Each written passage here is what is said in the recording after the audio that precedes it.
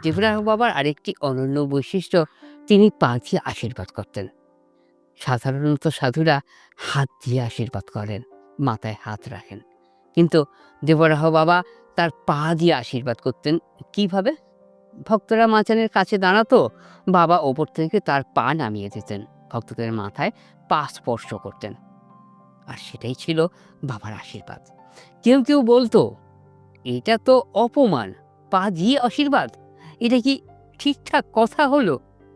কিন্তু যারা বিশ্বাসী ছিল তারা বলতো, একজন মহান যোগীর পায়ের স্পর্শ তার হাতের চেয়েও বেশি পবিত্র, কারণ তার পা কখনো মাটি স্পর্শ করেননি, তাই তো অত্যন্ত পবিত্র।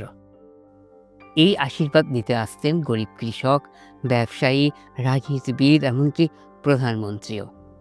সবাই একইভাবে মাথা নিচু করে বাবার পায়ের স্পর্শ নিতেন, এবং অনেকেই দাবি করেছেন সেই আশীর্বাদ তাদের জীবন বদলে দিয়েছে।